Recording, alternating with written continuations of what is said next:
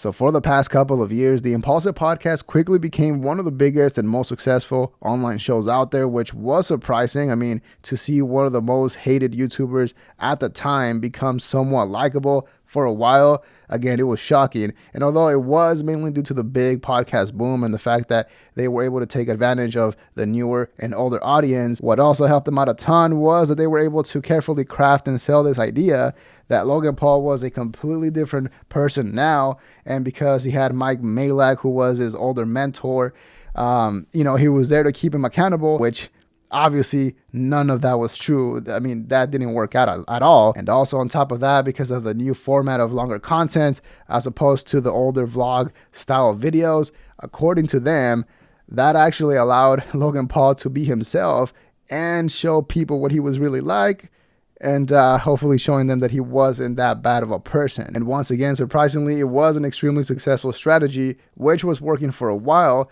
until Logan Paul completely destroyed his own reputation and started dragging everyone down with him. This podcast is a staple of my life. I consider it my spine, and I have so much fun sitting down with my friends and getting to chat shit, and maybe sometimes spread a positive ripple effect that we can very clearly see when we travel. When I go out, I'm always meeting people. Yo, Impaulsive, love you guys, love the podcast, yeah. Way to go, this is my favorite episode.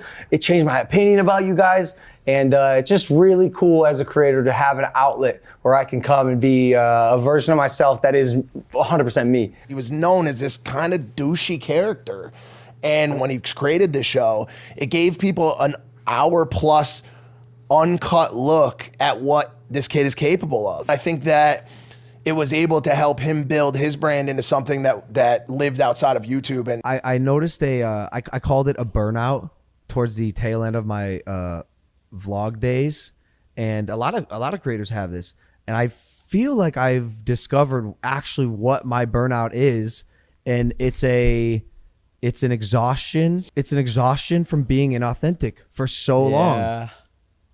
Dude, that sucks. It sucks. Having to put on a different version of you to try to impress people you don't even know.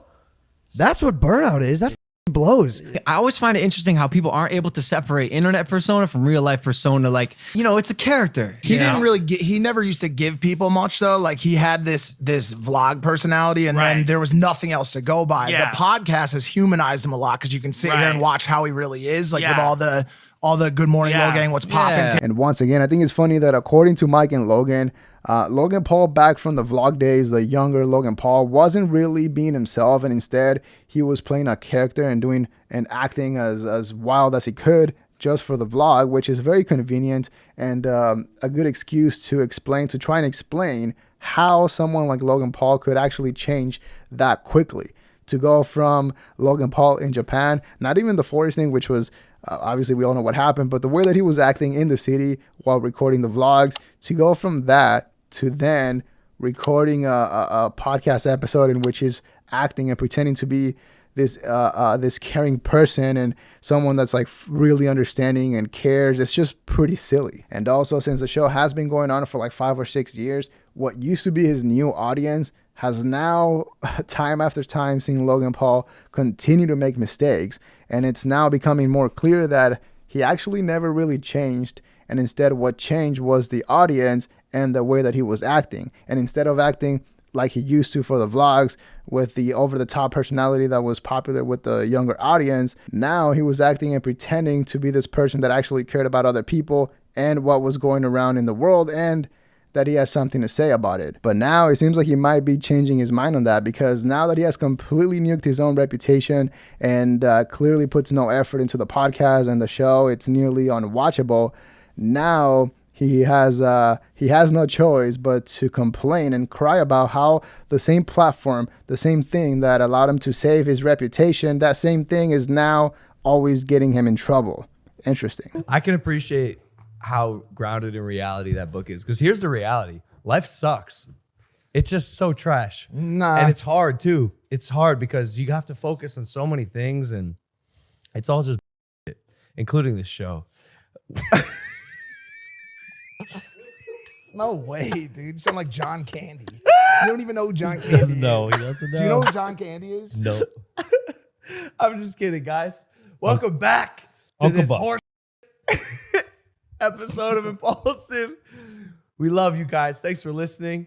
We're coming off of a week that was crazy, but this is a week delayed. So WrestleMania is a week and a half out. And we made a pretty exciting announcement this weekend and all. There's a lot of stuff to talk about. So here we are with Mike Majlak and Jeff Levin to talk about stuff. Welcome to the episode, guys. And by the way, I don't think it's going to be a episode. I think it's going to be fantastic. I think it's going to be exactly what you guys have been looking for, friendship and just dumb shit. Feeling so dumb right now. I feel like I've kind of lost my brain a little bit. What if it was never there to begin with? Every time I do some of these episodes, like a little bit of my soul is just given. Well, why do you do podcasts then? Have you ever thought of just not doing I don't them? know, because all they do is get me in trouble. Like, I'm going to say some stuff on this podcast that will be like clipped out of context and like get me in trouble. I just get myself in trouble. Like, I noticed that. Like, the more I open my mouth and talk, the more people hate me. Is this going to be a therapy I don't show? think so. It's going to be a therapy session, bro. No, bro. I have a front pocket and therefore I don't need therapy. Now, from what I can remember, I don't believe Logan Paul has ever gotten in trouble for something he said. I mean, it's not like he's an edgy comic or a YouTuber. And in fact, I believe he only speaks on things that are pretty safe already and has never taken like a hard stance on something or started any controversy from what I can remember. Instead, the truth is that because he is a massive content creator, he did get a lot of criticism, and because of the type of content that he used to make, a lot of people did make fun of him.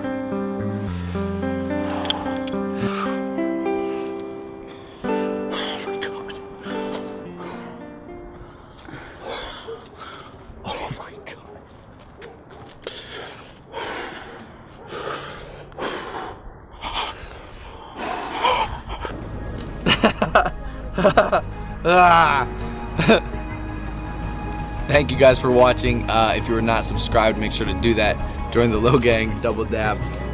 However, it was the way that he would respond to that criticism that started making people dislike him even more. So then once he moved on to an older and different audience and the criticism started becoming more serious and the allegations a little bit more serious, and then he responded the way he did, that's when it really showed people who he really was and the fact that he actually never really changed at all. Now, the whole idea that podcasting and long form content actually exposed a lot of people and showed your fans who you really were, I believe that idea was heavily pushed by Joe Rogan back then. And I guess for his show, and it actually applied at some point when it was done live, 0 edits, and it was hours and hours of long form conversation. I guess for him, it did apply at some points. But when it comes to the Impaulsive podcast, from the beginning, the show was so heavily produced, edited, so many cameras, and I'm sure there were a lot of people, producers, making sure that everything was going correctly. There was so much things going on that it was less of a podcast and more like a heavily produced online show in which the entire goal was to make Logan Paul look as best as possible. Boxing documentary here. That's so great. There's like 40. Yeah. Can you There's show 9 what's cameras here? rolling at the same time? Wait, is this DAZN? This is 40 days from DAZN. Yeah, DAZN Yeah. production. And I I thought- follow you every day until the fight. Yes. Wow. Every That's day. awesome. Every day. Two cameras, man. This and is the and most a intense microphone. thing I've ever experienced. It's pretty. great. It's pretty. When you walk me into too. Rogan, it's just there's one producer and a dog. But when you walk in here, there's like 10 cameras. That's how it usually Yeah. is. Usually there's one producer Yeah. and a dog or two. I thought this was your team. I was like, I knew Yeah, this this dude is was my- big, Yeah, but this I didn't is know my- he was. This This got is my 6 team. cameras. They with follow him. me all. They make sure I'm still doing keto, and it's. Oh yeah, you are doing keto. And so because of that, it's very impressive that Logan still somehow managed to completely ruin his own reputation and take the show down with him. For example, whenever you look at comics that have gone through cancellations because of something they said or did on the show, they usually learn pretty quickly, and the excuse is that they were trying to be funny and or it happened a while back. But when it comes to Logan, not only did it happen recently, within the past 4, 3, or 2 years, but the entire pitch of the podcast was that he had Mike Majlak as his mentor. So, and not only that, but an entire team of producers, friends, and staff that should be telling him or giving him advice or their opinion on what he's doing wrong. So clearly he's not listening to any of that and not taking any advice, which is absolutely mind-blowing because, for example, the whole idea of trying to call out or expose his own best friend, George Janko, for why religion wasn't working for him, which is absolutely wild. That whole decision was taken by Logan Paul. Also, the way that he responded to CoffeeZilla with that video, which took him like a week or more to make, that whole thing was, it was all Logan Paul. The fact that he still went through and uploaded the massive fight that he had with his own brother Jake Paul, all those back-to-back bad decisions that he took were clearly all him avoiding any sort of advice from anyone around him and just doing the worst thing possible. And also the fact that he's in complete denial about the whole thing, it makes me wonder if that's his strategy to try and make it seem like he had no other choice but to end the show and get rid of Mike, because at this point it's clearly only Mike left on the show. I mean, Logan Paul is clearly checked out. He doesn't really care about the show, doesn't put any effort into it, and doesn't even prepare for the show. I know you don't want to do a wrestling show. I'm not. But we have fans who care about wrestling. And by the way, our wrestling episodes have been outperforming our regular episodes. Yeah, they have. I'm a fan from a casual standpoint. For me, I'm a fan of WWE. Are you serious? The Rhea Ripley episode did like 1 million plus. By the way, of real views. Are you doing No, I'm not doing shit, bro. What are you doing then? Do I look like I want to cause drama? Well, what did you do No, then? it doesn't. I just am saying like I don't know what people are thinking. If it's real, like who knows? Who No, do you it's think? just people in general. Like because there's all the talk about bots nowadays and stuff like that. I'm just saying. Well, like, who's botting? It's not about who. do It's you more think? about what. It's more about it being that the fact that it is that it is. Are you happening. talking about? There's that Are ghost you Mike. are you insane? It wasn't him. Are It you wasn't him. actually- It wasn't even him. It wasn't him. It No, wasn't you even know- him. No, you know what's no. Mike, you do know you know what's- who it It was? was Caleb. It was Caleb. No, you That know was what's- good. No, you know what's gonna happen Our here. producer Caleb. Great. You know what's gonna happen here? They're gonna think we're talking about George for some reason, which we're not. Oh, at yeah. all. Oh. I just want to make it No, he's crushing No, I it. know that, but I'm making it abundantly clear right now that we're not talking about George because I don't want to end up. No, in a we're talking situation- about. Let me do it. No, Let me do it. no. No. I'm not gonna. No. I'm not gonna do Oh. anything. I'm not gonna do anything. I'm not gonna accuse because I don't know. Okay. What I am gonna say is how you go from 9,000 views in 2 hours to 1 million in 24 hours. It just makes me feel like I'm punching in a dream. Why? Like my hands Why are is tied. that suspect? What do you mean? That doesn't Because we happen. understand what the That's- patterns of that's- YouTube viewership looks like. It's not possible. You can There's trace there's a no trend pattern.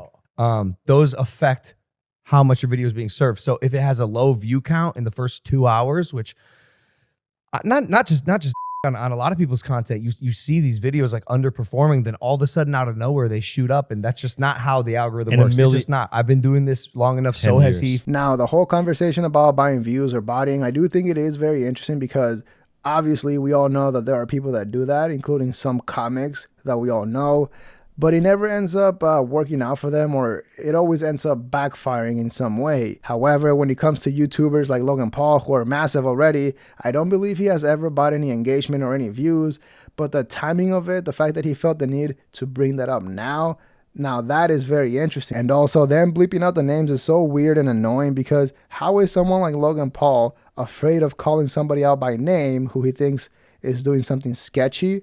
But when it comes to exposing his own or trying to expose his own family members and close friends, he has no problem doing that and uploading it to YouTube. That's wild. Now, I get it. He probably doesn't want to start any unnecessary drama, but the way that he responded to all of that, it almost makes it seem like he's insecure about the recent views and he just wants to trash other people. Now, obviously, this is all speculation, but there is a chance that they were talking about maybe the Jinx guy, who is a streamer and recently started doing podcasts and is doing very well.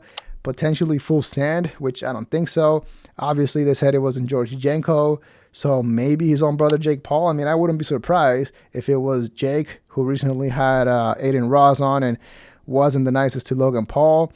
That episode did get 1 million views, which is the highest out of any recent episode. But who knows? Maybe it was Bradley Martin, who had the sketch guy on as well. You ruined our show. You ruined our show and you ruined my life. Okay.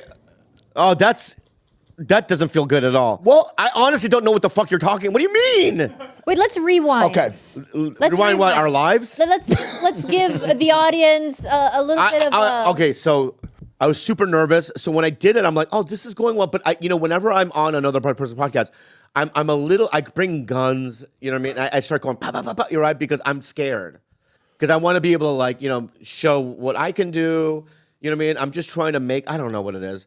And then all I remember is 60% into the podcast, George, who I'm a big fan of, is he leaves the podcast, and I don't know what I did. What did I do?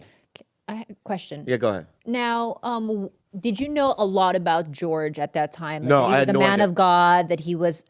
You are the hedonistic side of the human spectrum, wouldn't you say? No, I and wouldn't. George is probably on the oh my God, I'm opposite so- side of that. For sure. Oh, for sure. You guys are. You think mistaken. Bobby's energy was like an affront? Yeah. No, you're fucking mistaken, and I want to say that right now, dude. I'm a man of the Lord. I'm a man of God. I love God. I pray every night. What are you talking about? I respect his religion. Who is your God? I don't have a Western Is religion. it Bill Burr? No, it's not Bill. You know, He's Mike. about to stab you, bro. I'm telling you, Mike. I'm telling you right I'm now. sorry, dude. You come. See, that's what you're doing. I'm sorry. You're coming here and No, you're no, I'm pissing not all over even. my podcast to make your mark. I don't want and to do piss whatever on you your need to do to make your mark. But when I say something right now, you're being very, very confrontational. I don't mean. I don't even know. I love you. And so what Okay. happened? George leaves. He leaves. I find it to be rude. I find that to be rude when somebody leaves. I'm the guest. I'm scared, and he leaves the. Okay, so we didn't know that. Let me unrequisedly and What is that word? And it's not even a word. And Unrequisedly. and unequivocally and speak. unrequisedly talk. Now, even though Mike Malek was just kidding about Bobby Lee being the reason why the show fell apart, you could argue that the Bobby Lee episode was basically the peak of the show of the Impaulsive podcast, because if you go back and rewatch that episode, it was actually a funny episode and it was very entertaining.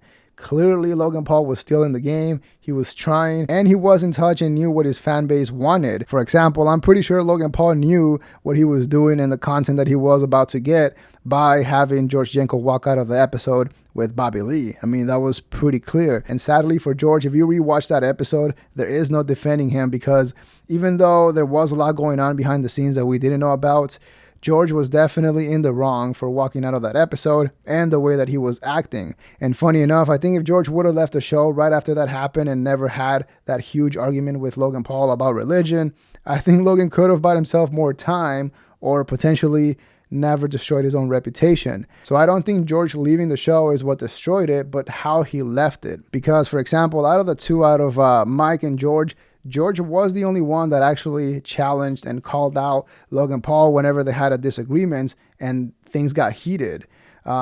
Mike, on the other hand, he always found a way to agree with Logan Paul on whatever it was. And so because of that, I think when Logan Paul saw that the entire internet was making fun of George and trashing him for not being able to take the jokes and walking out of the Bobby Lee episode, for some reason he thought that was a perfect time for him to also kick him while he's down and try to expose him in front of millions and millions of fans and try to show everyone that he isn't as mature, as emotionally mature as he said he was. And for what I've examined and witnessed in your behavior, I don't think the prayer is doing enough. I think actual conversation with a medical professional will help you learn and discover a lot more about yourself that may open up a bit more wavelengths in your brain to become the person that you want to become. Got you. And once again, instead of having a private conversation, Logan decided to do it on the show for content, and it was a horrible decision. Keep in mind that the Bobby Lee episode was well received. It didn't have a lot of dislikes, and the same thing happened with the next episode. So obviously, it wasn't the Bobby Lee episode that started the downfall,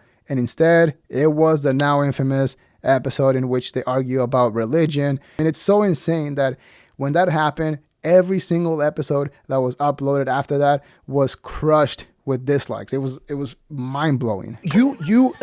There was more to the story besides just simply good versus evil. Yes. Okay. There was, you know what I'm saying? Like God versus the devil. No, that's not. There was a lot brewing at the time. We had some stuff going on the show, and George had unfortunately taken the brunt of on some shows leading up to it. And so it was like a wrong time, wrong place, wrong type of situation thing that happened. And to be completely honest with you, I've used it as a joke, but I don't want to get too deep into it because it honestly did end up being a real sore point. I am partially joking about how much you had to do with it. There was definitely more to the story. So let's just take that off the board right now. Let me just put this back Like, on the board. you can breathe a I like to little put bit. stuff on the board. Yeah, May I yeah, put yeah. something on the board, right? For sure. I'll put something on the board. I now, in retrospect, I have read some things online that I was absolutely confused about, but I think I was a sore point. Like a straw that broke the. You were just the cherry on top. Yeah. Of already an existing That's a good problem. thing. The cherry on top is a good thing. It's delicious. Yeah. But The straw, the camelback is not good. Yeah. Let's go back. Let's go with the The camelback. straw, okay, The the straw. straw, Yeah. The cherry on the sundae. But dude, look at that. The cherry on the melting Sunday. The melting sundae. That The makes cherry on the camel's back. Let's just do that. I was the cherry on the about the camel's same back. weight. I like it. A straw. So go ahead. But look at regardless, like look at the outcome of it, right? Like he has a very successful show now. He's in a good spot. He's happy. He's doing the type of content and shows that he wants to do. We've repaired our relationship and we're in a good spot now and everything is beautiful, obviously, except for our show. You guys bumped into each other, right, on a plane, I heard? We did. That was the first time we'd seen each other since like things had kind of had. Wait, so that was the last time when he walked off? The last time you guys podcasted? No. Together? We did shows after that. How many? That was several. Well, then here we go. No. The cherry on the camel's back. No, you weren't. You're in the clear. It just was it was more of like a chapter of a book, right? Or in his case, like a Bible verse. So if Impulsive had a book, yeah, would one of the chapters be called Bobby Lee? Oh, 1,000%. Oh, that's 1,000. Cherry on the camel's back. 1,000%. I am the cherry on the camel's back. Oh, bro, the commentary community had a field day with that episode. There's tens of millions of views online just dissecting body language, delivery, so on and so on. And now looking back, I'm pretty sure that episode made George realize that if anything bad happened, Logan Paul would absolutely throw him under the bus for content and to save his own reputation. And I do wonder if Logan Paul will ever address the George Jenko situation, because obviously he's not afraid of sharing personal details about his life and trying to expose his friends and family members when he thinks he's on the right. But I wonder if he will ever address what happened with George, because from the little bit that we've heard from George, it sounds like Logan Paul is a horrible friend, because now George Jenko is by himself and is massively successful. It just makes it seem like Logan Paul straight up used his friends, or what he thought were his friends, or used as friends, to essentially co-sign and tell everyone how great of a person Logan Paul was and that he wasn't a bad guy.